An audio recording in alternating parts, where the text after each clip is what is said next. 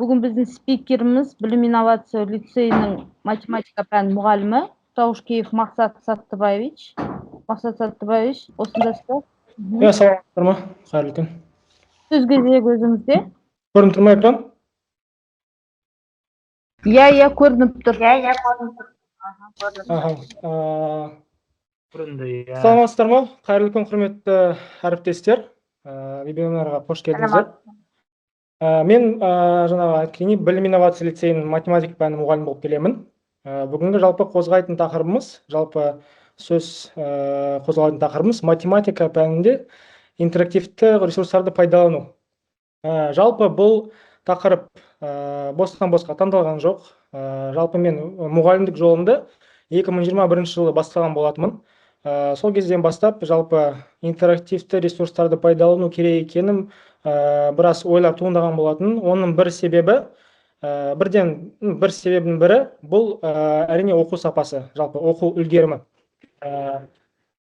Жалпы негізі бұл интерактивті ресурсты қолдану бір өзектілігіне келетін болсақ, жалпы қазіргі таңда мүмкін байқаған шығарсыздар, оқушылардың оқу үлгерімінің төмендеуі жиі байқалады. Сіздің мектептеріңізде болуы мүмкін, басқа мектепте байқаған шығарсыздар. Енді бұл құбылыс тек оқу әдістерімен ғана емес, жалпы бұл оқушылардың когнитивтік ерекшеліктерінің өзгеруімен байланысты болып келеді негізі. Жалпы қазіргі жасөспірімдер енді байқайсыздар ғой, цифрлық ортада өсіп келе жатыр. Яғни жан-жақтан кіші жастан бастап телефон, теледидар, бүкіл жан-жақта цифрлық орта дамып жатыр.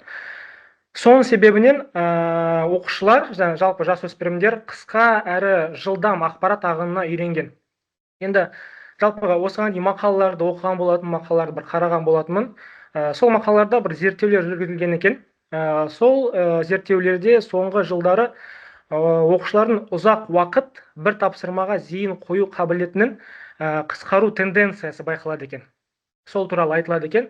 Жалпы біз білеміз, Instagram болсын, қазіргі TikTok болсын, YouTube Shorts болсын, соңғы уақытта қосылып жатқан Threads болсын, осы әлеуметтік желілер арқылы ақпаратты жылдам қабылдау дағдысы қалыптаспағандықтан, қазіргі оқушылар дәстүрлі 40-45 емес, мүмкін 30 минут болуы мүмкін, 30 минут пассивті түсіндіру оқушы үшін күрделі бола бастады қазіргі уақытта. Енді мұғалім сіздер байқаған шығарсыздар сабақтарыңызда.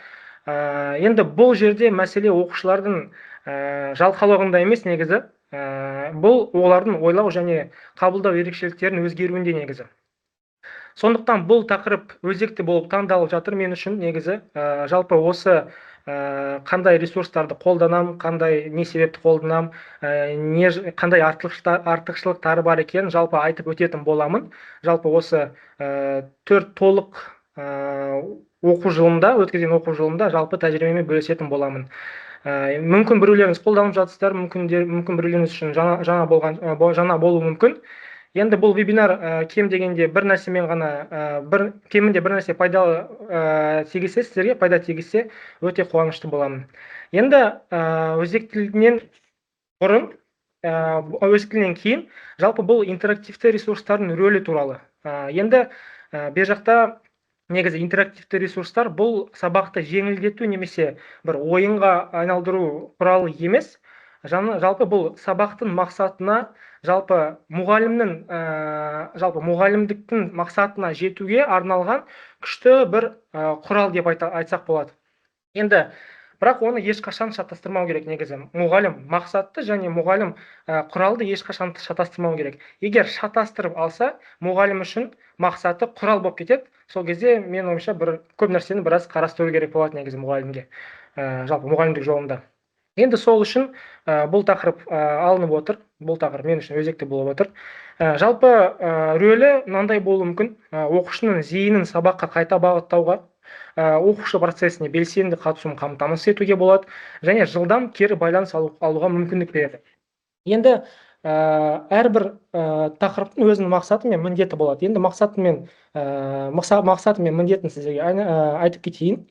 Жалпы мақсаты бұл тақырыптың мақсаты математика сабағында интерактивті ресурстарды қолдану арқылы оқу сапасын арттыру. Енді бер жақта кілттік сөз оқу сапасы. Жаңа басында айтып кеткенімдей, Міндеттеріне келетін болсақ, сабақта қолданылатын тиімді интерактивті ресурстарды көрсету сіздерге, оқушы белсенділігін арттыру жолдарын ұсыну және практикада қолдану тәжірибесімен бөлісу. Жалпы мен өз мұғалімдік жалпы күнделікті сабақтарда қалай қолданатынымды көрсету.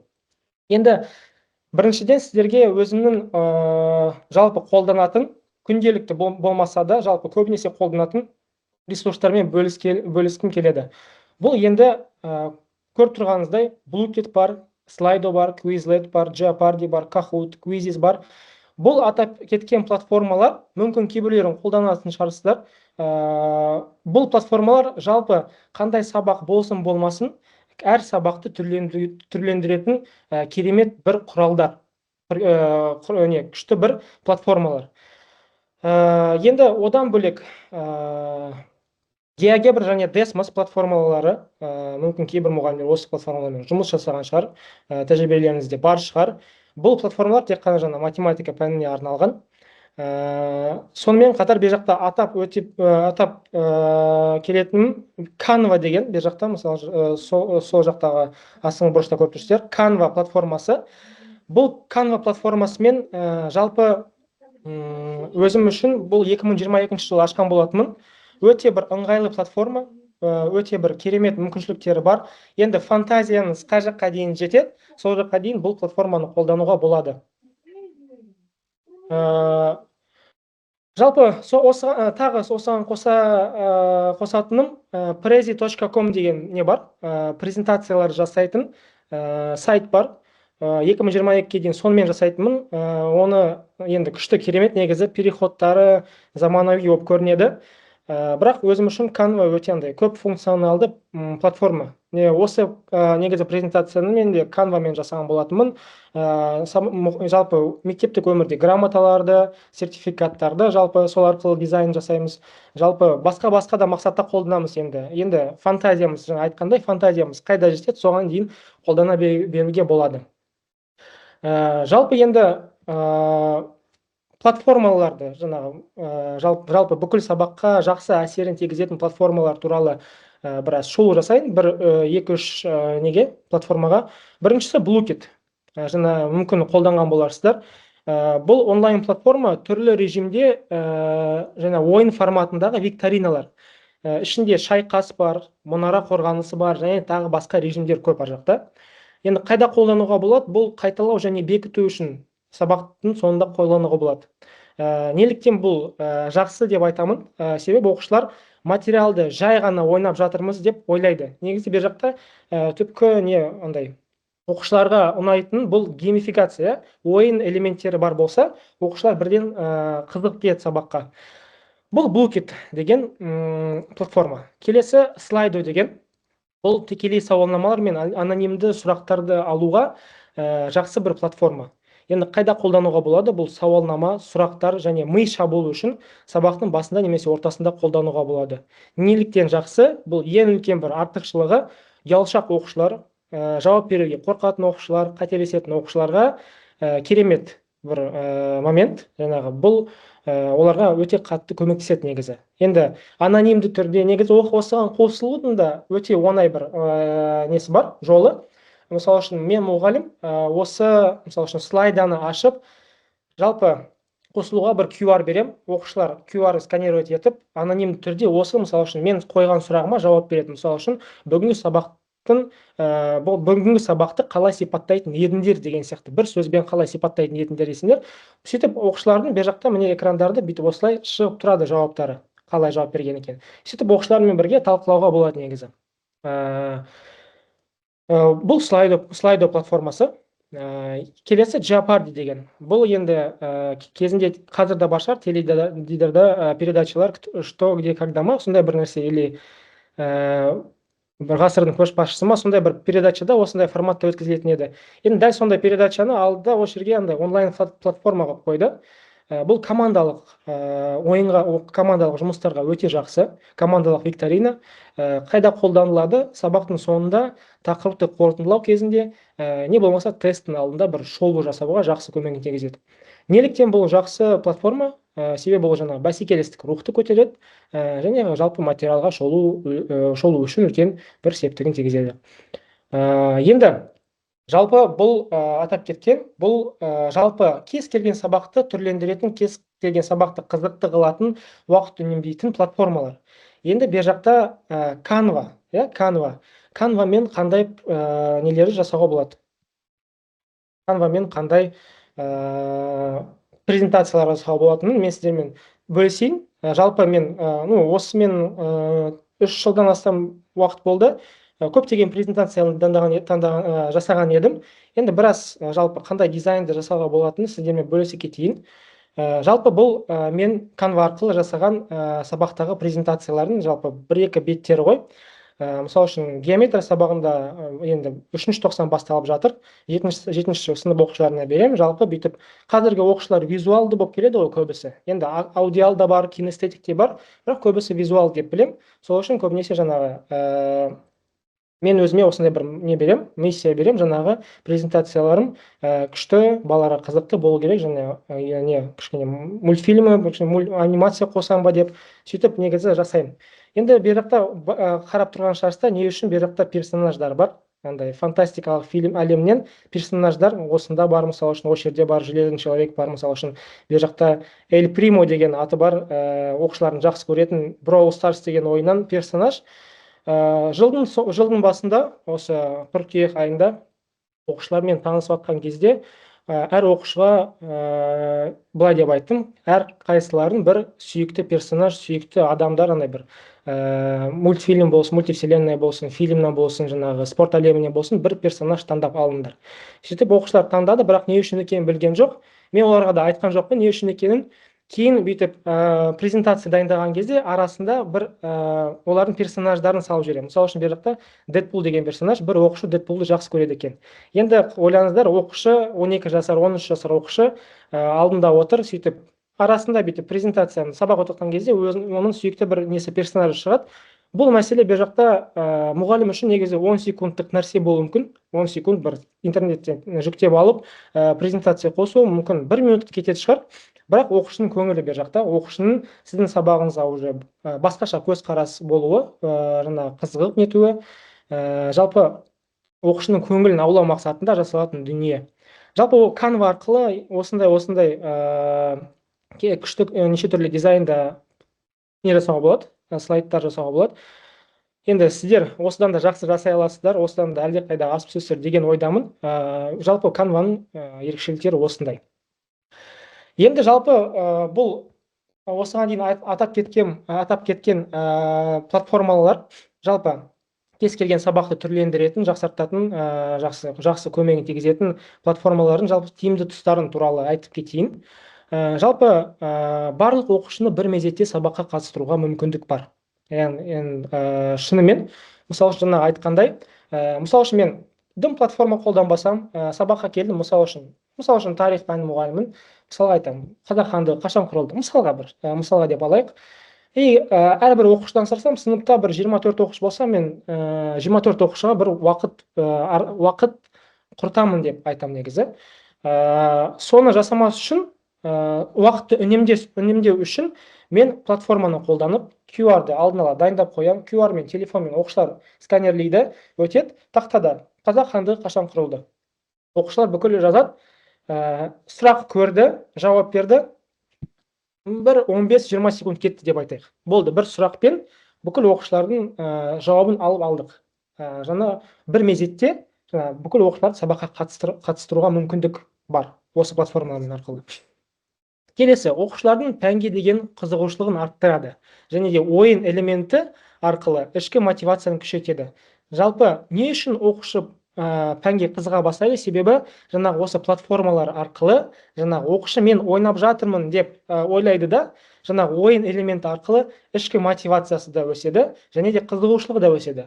Сіздің сабағыңызға келген кезде, ой, опять қайтадан алгебраға келдім ба, қайтадан геометрияға келдім ба, қайтадан осы сабаққа келдім ба, 2 сабақ бола ма, ұйықтап қалайын деп тұрмыз, сабақ скучно деп айтпайды да. Сол кезде оқушылар келеді бірден, ағай, бұлай істейміз ба, бүгін қалай өтеді сабақ, сөйтіп оқушыларды қызықтыруға болады, қазір көресіңдер, сөйтіп оқушылар күтіп отырады негізі.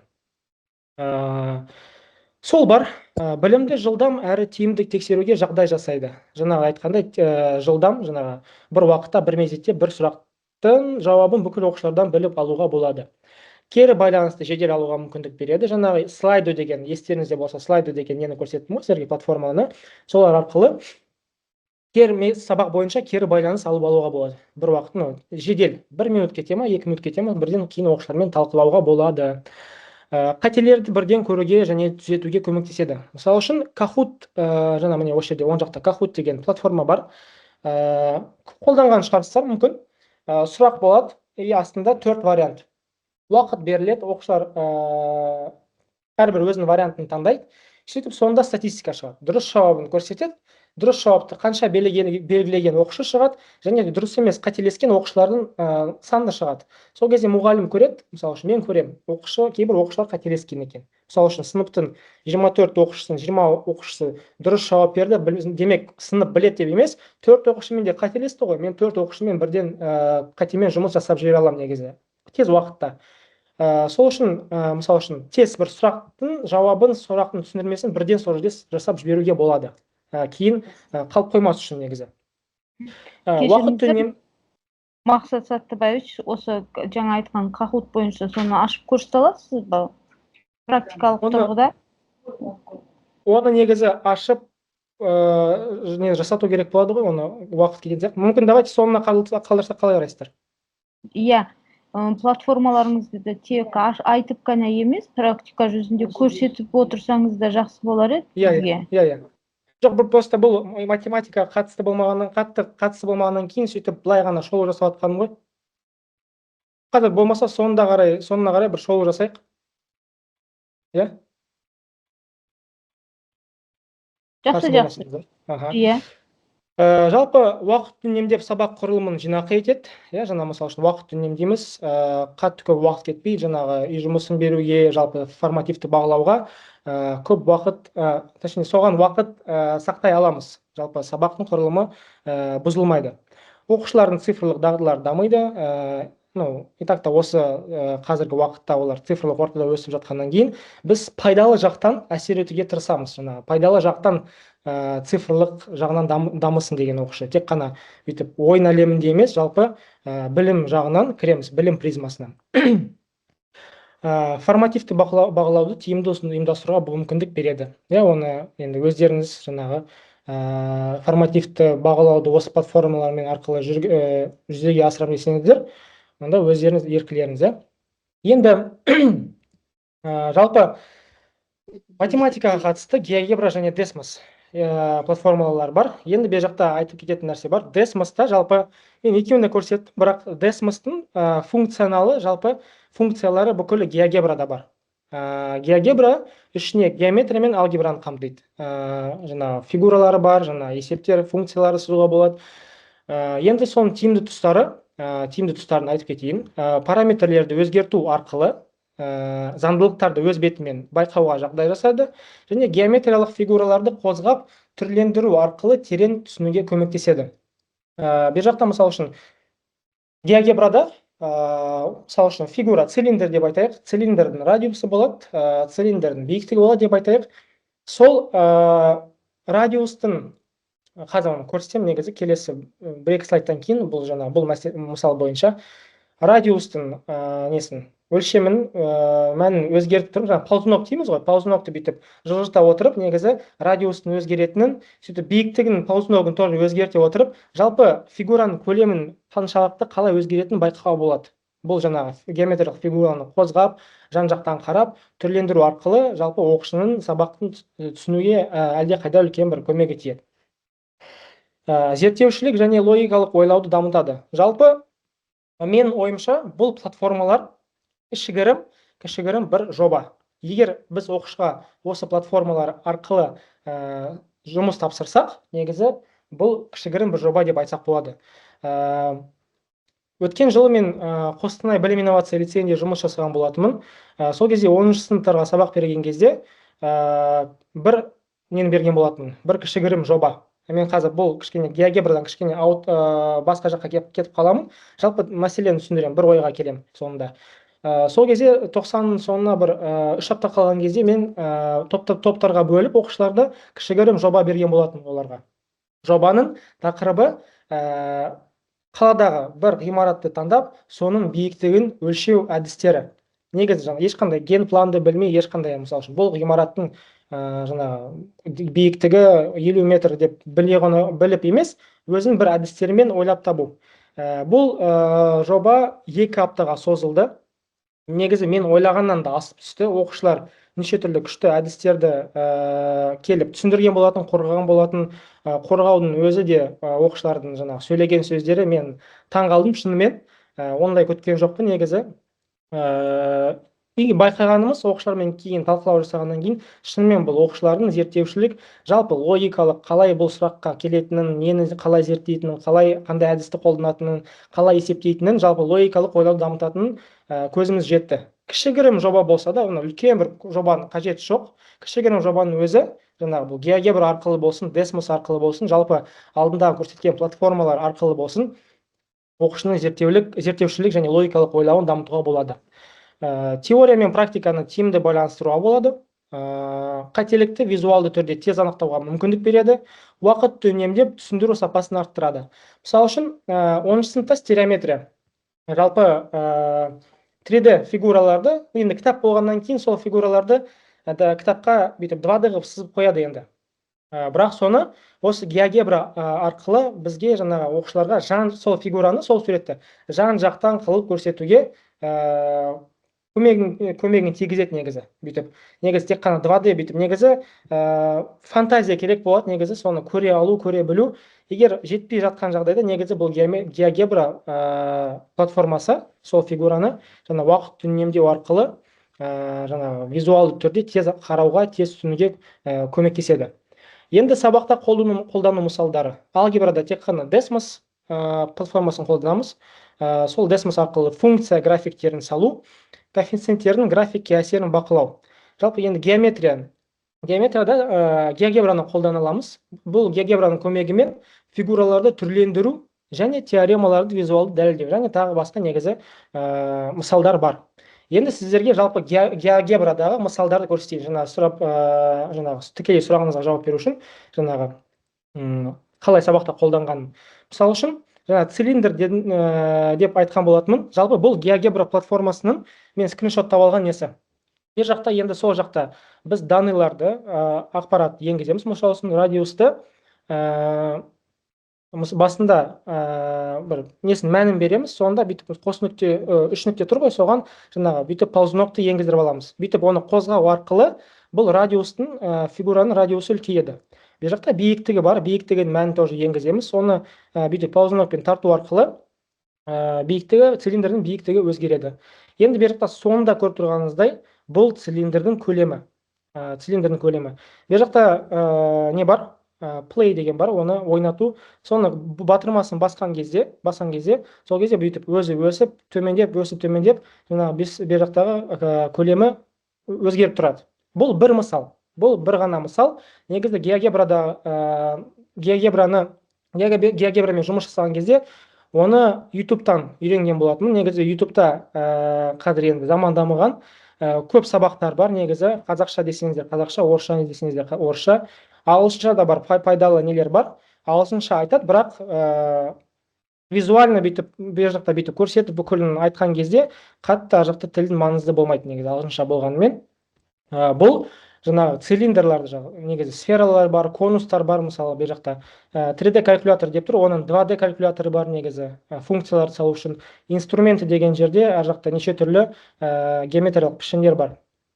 Енді мен қазіргі осы оқу жылында 7-ші сынып оқушыларына сабақ берем. Жалпы осы GeoGebra платформасын қалай қолданғанымызды айтып кетейін. 2-ші тоқсанда бізге функция бөлімі болған болатын. Сол жақта жаңағы сызықтық функциялар бар, парабола бар, жаңағы гипербола бар. Жалпы сосы функцияға қалай біз кірдік. Негізі бізде қарапайым функциялар бар. Y-тен x, y-тен 2x, y-тен 3x и өсе береді мысалы үшін. Енді оқушыларға бірінші міне көрсетем. Ең күштісі бер жақта түс-түсімен белгіленген, жасыл, міне жасылмен белгіленген, міне жасыл функция. Көкпен белгіленген, көкпен тұр, қызылмен өз түсімен белгіленген. Енді оқушыларға былай, мысалы үшін мен тақырыпты түсіндірмеймін, басында миға шабуыл жасаймын. оқушылар қараңыздар деймін. Мысалы үшін алдындағы x-ның алдындағы коэффициент не істеп жатыр? Өсіп жатыр деп оқушылар өздері айтады, өсіп жатыр. Енді қараңыздар, мынау сызық x болды. Бұл функция 2x болды, бұл функция 3x. Функциямыз қалай өзгеріп жатыр деген кезде, оқушылар функциямыз көтеріліп жатыр деп айтады. Жақсы, функция біздің алдындағы коэффициент өскен сайын функциямыз бүйтіп көтеріле береді.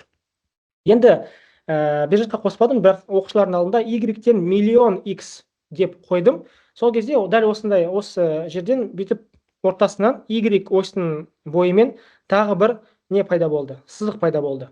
Енді оқушылардан сұрадым, бұл функциямыз y осының үстінде жатыр ма? Оқушылар бүйтіп визуалды түрде иә деді. Бірақ кейін бүйтіп зум жасаған кезде, үлкен бүйтіп үлкейткен кезде байқаған болатынбыз, то что сол функция y-ның үстінде жатқан жоқ. Просто сол y-ның үстіне прям жап-жақын жатқанын оқушылар өз көзімен жетті. Енді бұл оқушының өздігімен сабақты жаңағы түсіну. Ары қарай енді түсіндіреміз ғой сабақты, бірақ жалпы не туралы болатынын, жалпы бұл функция қалай өзгеретіні туралы осы платформа арқылы жаңағы тақтаға маркермен немесе бормен сызсам, мысалы үшін енді пенде болғаннан кейін қисық сызуы мүмкін, қасында сызғыш болмауы мүмкін. Бұл платформа енді бүйтіп шексіз ғой, бүйтіп үлкейте берсем болады, қай жақтан сыза бастасам болады, көрсете беруге болады негізі оқушыларға. Оқушылар осыны көргеннен кейін кәдімгі енді осы тақырыпты жақсы түсінді негізі. Тағы кейінгі функцияларды көрсеткен болатын бүйтіп. Негізі осының үстінен басқан кезде міне боялған шариктер тұр. Ол функциялар берікті көрінген. Боялмағандар бұл жаңағы скрытный функциялар, бұл әлі көрмеген. Үстінен басқан кезде тоже бүйтіп осы жерде бір жерде шыға қояды. Енді оқушыларға айтам, мысалы үшін. Дальше функциясын өтіп жатырмыз. Функция y-тен 2x деймін. Сосын y-тен 2x плюс 3, 2x минус 3 деген екі функцияны қалай өзгеретінін, графикте оның жалпы түрі қалай болатынын. Енді бер жақта мысалы үшін ортасында көкпен тұрған бізде қандай функция? Y-тен 2x. Ол жаңағы 0x бойынша 0, y бойынша 0 нүктесі арқылы өтеді. Енді плюс 3 болған кезде, ол қай жаққа жылжиды деп оқушылар айтады, сол жаққа жылжиды екен. 3 жаңағы өлшем бірлікке жылжиды екен.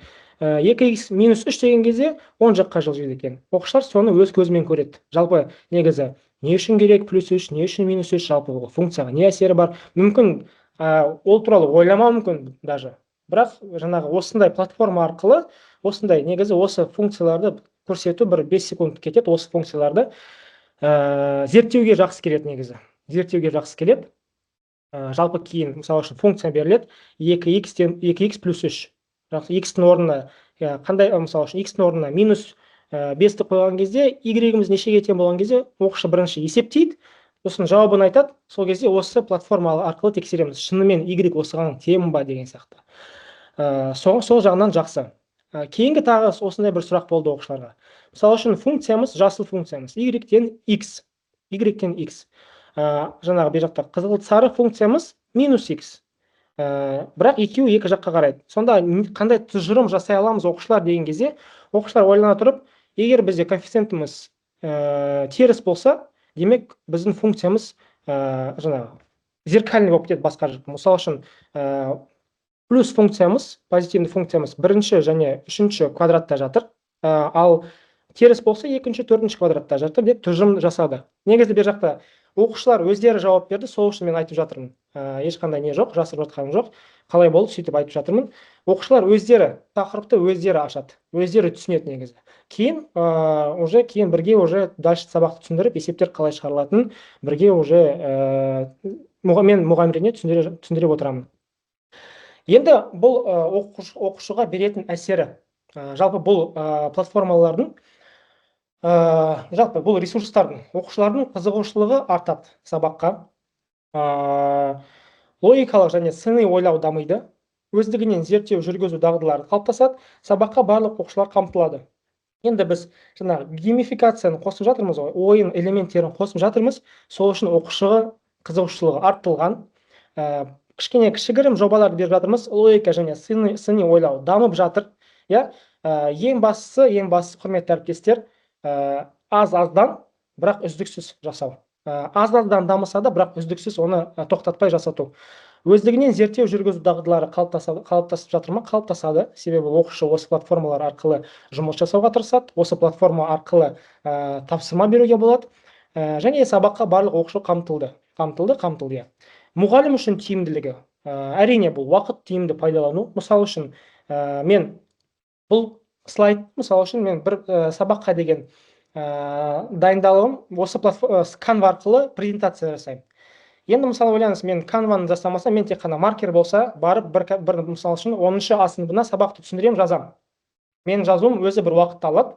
Қайттан сол тақырыпты жазуым, қайттан екінші сабағым 10-шы Б-ға, 10-шы С-ға барым, қайттан сол нәрсені жазам, қайттан уақытым кетеді. Сол үшін осындай платформалар арасын алдын ала дайындап қоятын болсақ, бұл біздің уақытымызды, мұғалімдіктің уақытын тиімді пайдалануға болатын екенін көрсетуге болады. Кері байланыс жедел алу оқушылардан жаңағы платформалар арқылы, оқушылардың деңгейін тез анықтау, жаңағы сұрақтар арқылы тез анықтап алуға болады. Және ең басты жаңағы тиімділік бұл сабақты түрлендіріп өткізу мүмкіндігі. Енді басында мақсатын айтқан болатынмын, естеріңізде шығар. Жалпы бұл ресурстарды қолдану арқылы оқу сапасын арттыру, негізі оқу сапасын арттыру. Енді осы оқу жылдан бастап біз оқушыларға бір әдіс енгіздік. Қазір ол әдіспен сіздерді таныстырам. Бұл әдіс негізі бұл Қарағанды білім инновация лицейіндегі әріптесіміз бар. Бұл өзінің жеке ойлап тапқан әдісі бізбен бөліскен болатын. Қаншалықты жұмыс жасайтынын көз жеткізді бізге. Оны да қазір сонда көрсететін боламын. Бұл алгебра пәнінен математика лигасы, Math League. Енді жалпы біздің лицейімізде тек қана ұлдар оқиды. Тек қана ұлдар оқығандықтан, жалпы біздер ұлдарды білесіздер, екі команда болып алып, 10 оқушы болып, 10 адам болып алып, бір доптың артынан жүгіреміз. Мүмкін әлі күнге дейін бізді әйелдер қауымы әлі түсінбейтін шығар. Бірақ жақсы көреміз сондай нәрсені, балалар да жақсы көреді. Біз оны түсінеміз, потому что балалар футболды жақсы көреді. И сабаққа футбол призмасы арқылы кіргіміз келді. И осында бір лига бар. Енді қазіргі Европада қарқынды дамыған үш басты бір лига бар. Бұл ортасында көріп тұрғаныңыздай Лига чемпионов, ең үздік лига. Одан кейін Европа лигасы, и кейін конференция лигасы. Жалпы үш лигаға бөлінеді. Жалпы сіздерге бұл әдіс, бұны қалай біз жүзеге асырамыз, соны біз сіздерге түсіндіріп кетейін. Ең бастысы басында бізде 7-ші сынып оқушылары бар, 7А, 7Б. Әр сынып 2 подгруппаға бөлінеді. Бізде сыныпта 26 оқушыдан бар, 13-13-тен 2 подгруппа, екінші сыныпта 13-13-тен тағы 2 подгруппа, жалпы 4 подгруппа. Әр подгруппада 13 оқушы бар. Бұл групповой этап. Әрбір футболдың лигаларында групповой этап болады. Кейін плей-офф этап болады. Сол плей-офф этапта балалар бір-бірімен кездесіп, на вылет. Уже біреуі дальше өтеді, біреуі ойыннан тыс қалады. Бірақ бұл групповой этап 6 аптаға созылады. Енді бірінші жартыжылдықта бізде 8 аптадан тұрған болатын тоқсандарымыз. 8 апта мысалы үшін. 8 аптаның 6 аптасы бұл групповой этаппен өтеді. 7-ші аптасы біз білеміз, ТЖБ-лар басталады. Сол этапта оқушыларға бір демалыс уақытын береміз. Осы есептер бермейміз. Сол аптада оқушылар финальный раундқа дайындалады. Финальный раунд бізде қашан басталады? Соңғы аптада басталады. Соңғы аптада енді сол этаптар лигаларға біз оқушыларды қалай бөлеміз? Сонымен бөлісе кетейін сіздерге. Жалпы айтып кеттім ғой, 13 оқушы бар бір сыныпта. Енді бірінші жартыжылдықта алгебра пәні бізде аптасына 3 сабақ болатын. Балалармен 2 рет кездесеміз аптасына. Бір рет кездескен кезде 2 сабағымыз бар. Екінші кездескен кезде 1 сабағымыз бар. Жалпы 2 кездесу. Бұл қос сабақ, бірінші аптасы, бірінші күні сабақ өтеміз. Сол сабақтың екінші сабақтың соңына қарай 10 минут қалған кезде біз 5 тапсырмадан тұратын кішігірім имтихан береміз. Сол тақырып бойынша. Максимум 5 ұпай алады. Енді бұл нәрсе бізге формативті бағалауды жаба алады бұл нәрсе. Сонымен қатар бұл ойынды ойынды әрі қарай жүргізуге көмектеседі. Бірінші аптада екінші рет кездесеміз. Бір сабақ болады сол кезде. Соңғы бір 7-10 минутта тағы бір сол пән бойынша, сол тақырып бойынша. Және де бірінші сабақта болған 1-2 сұрақты осы күнге аламыз. Сол кезде оқушы біледі, оқушы уже біледі. Мен осы сабаққа келген кезде мен алдыңғы сабақты қайталауым керек. Ол алдыңғы сабақты қайталайды, осыған дайын болып келеді негізі оқушы. Сөйтіп аптасына